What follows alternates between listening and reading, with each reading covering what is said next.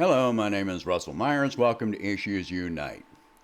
All right, so the big debate over the last few days has involved whether Trump said anything about injecting disinfectant into people and whether this is possible. To the first part, yes, he said it. Watch the video. Some are going to point out that it was phrased as a question. Honestly, that doesn't matter because asking it on live national TV was irresponsible. That was a conversation which should have been held elsewhere. All right, is injecting disinfectant possible? Well, apparently there is some kind of experimental treatment where disinfectant of a certain kind is injected into humans.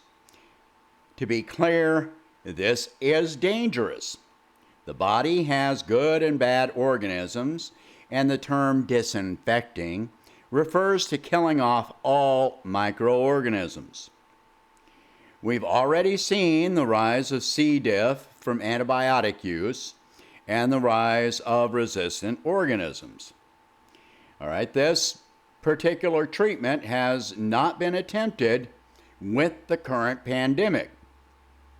So it's advisable to wait and see what the clinical outcomes, including adverse effects, are to this treatment in general, and especially involving this certain organism. All right, some claim that his words cause people to start ingesting various poisonous and harmful disinfecting chemicals. I'm just going to counter this here. We live in a society where even before Trump, people were eating Tide Pods, doing the cinnamon challenge, engaging in erotic or autoerotic asphyxiation. We've seen over 40,000 people die from opiate overdose last year. Another 40,000 die from gunshot wounds, mostly suicidal and accidental shootings. We've seen Hold My Beer and Watch This, which is only funny because of the truth behind it.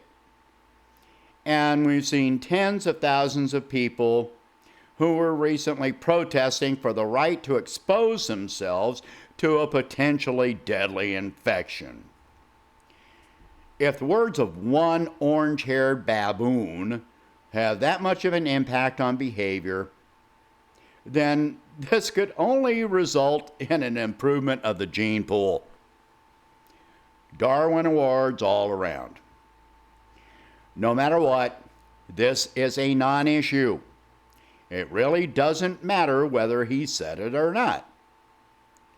Let me say that again. It does not matter whether he said it or not. This does not affect policy. It does not affect approved medical procedure, clinical outcome, etc. It doesn't affect any of that. It's a distraction for the media to keep you from discussing issues of greater substance which have an actual impact on your personal life and existence. The media will report on the fact that hundreds of thousands of Americans in recent weeks have waited in line for assistance from food banks across the country, so much so that the food banks are running bare if they have not run bare already.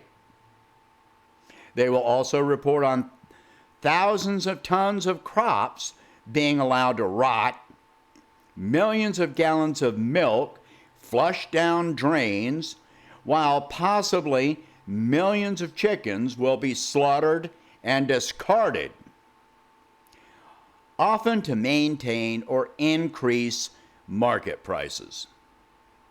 The media reports on these events as though they're unrelated or are only painful for the capitalist business owners. They do not present these issues in tandem, where it's obvious that the problem for farmers could be a solution to the problem facing millions of Americans right this moment. Let me also note that in recent weeks, the price of potatoes and chicken have increased at my local grocery store. I don't know about yours, but at mine, potatoes and chicken have gone up in price. So has beef, so has pork. Even as an obvious oversupply of some things exists, and fuel prices, bringing them to the market, have declined. The media spreads malicious and unfounded rumors about the death of North American leader Kim Jong-un, which also has no impact on domestic policy, national security, or safety.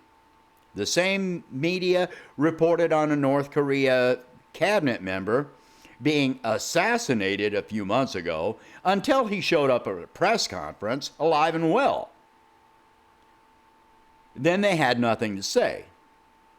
A lot of them didn't even report on it, that he was alive. The same corporate media reports unfounded propaganda claiming that this infection may have originated in a Chinese laboratory, rarely mentioning that numerous scientists have looked at the DNA and negated that theory. They also do not mention compelling evidence that it originated in the U.S., either naturally or artificially. The media reports actions of sickeningly wealthy individuals and corporations performing highly publicized acts of charity that account for a microscopic percentage of that person or corporation's holdings, while ignoring the fact that it is the same wealthy individuals and corporations that are responsible for the current economic crisis, which began before this illness ever existed. They reported all the way through 2019 how healthy the economy was, and it was doing great. Even at the same time as we saw more retail outlets closed than any year in U.S. history.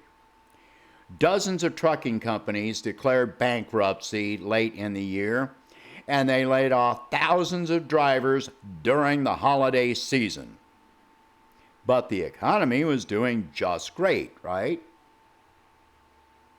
This year, the media is reporting cheerfully on any 20 point increase in the stock market, and claiming that this is some sign of recovery, while they do not mention the billions or trillions being pumped into the market daily to prop up the stock market, while human beings wait in line for food banks, are unable to meet their rent or mortgage, are still waiting for unemployment checks, and millions of people are skipping taking life-preserving medications because they cannot afford it. They don't want to talk about that, but a 20-point increase in the stock market, oh yeah, let's put that in a good light.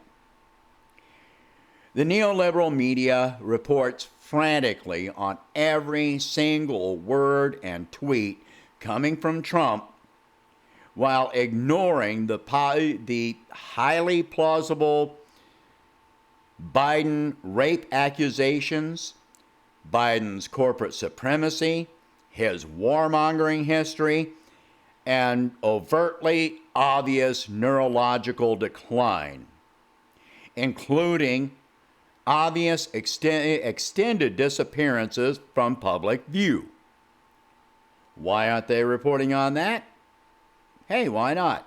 They did the same thing with Hillary Clinton while she avoided a single question from the press for 19 months or more straight. She went 19 months with no press conference, no interviews that were not prearranged. And we knew that. That was well reported. That was reported. They ignored several instances in which Hillary Clinton suffered very obvious signs of a seizure disorder. Why would they be reporting anything about Biden? All of this is just pure theater that is meant to keep us from paying attention to the almost casual gifting of the entire U.S. economy to the rich, the collapse of the value of the dollar, the increased tensions with countries making very real promises of retaliation if they are attacked. This time, these countries are extremely well equipped to carry out those promises. All of this is a distraction and a diversion from human beings dying by the thousands from an infection and tens of thousands more suffering severe emotional distress, malnutrition, and illness from preventable causes, if it were not for our capitalist system, which the media labors incessantly to preserve at the cost of our very lives. However, the media has a big problem. They are sticking to tried and true tactics which have worked millions of times over multiple decades. But there is an ever-growing segment of the population which has become and is ever more becoming aware of those tactics. The awareness renders those tactics useless and creates an animosity which is building to a crescendo which has never before been heard in this country.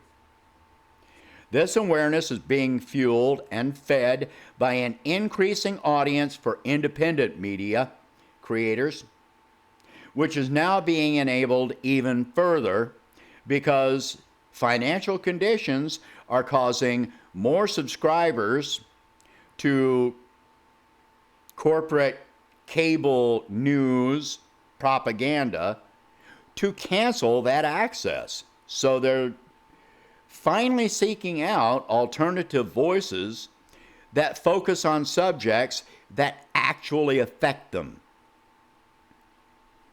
People are aware of the money being wasted on military adventurism as our own citizens hunger, feel nonstop anxiety, depression, they watch elections being manipulated, and they fear for their health and safety. They know there is no threat which is coming from another country. They know that empty accusations on the source of an illness does absolutely nothing to cure that illness, or to keep food in their home or roofs over their heads.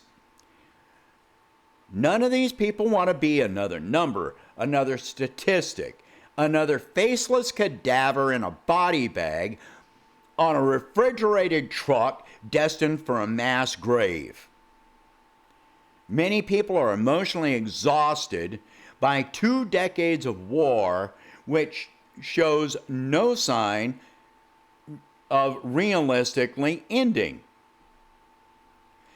Many fight to reopen the economy because they know no other way, because our government has abandoned the citizens of this country, because they've been brainwashed into believing in a system that rapes their minds and batters their bodies on a daily basis until nothing remains. They're coming to the realization of how the life goals touted as success in this system are superficial, easily stripped away from them, They are forgotten, devoid of joy or meaning. Food, shelter, safety, transportation, education, and healthcare should not be considered major life goals which leave a person in debt for decades. They should be human rights. But that's okay. Just tune in to Corporate News tomorrow and find out what Trump tweeted today, because that's such useful information. All right, that is it for this one. If you can, please donate $1 a month to help expand the channel. And please share this video, like this video, talk about these subjects. Stop talking about Trump's tweets or his idiot statements unless they have something to do with some kind of policy that actually affects you. You know, stop just talking about him being an idiot just to talk about him being an idiot.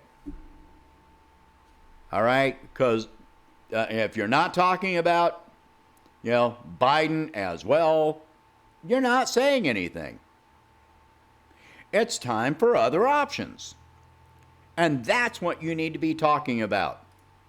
The other options. All right. That's it. I hope you have a good day.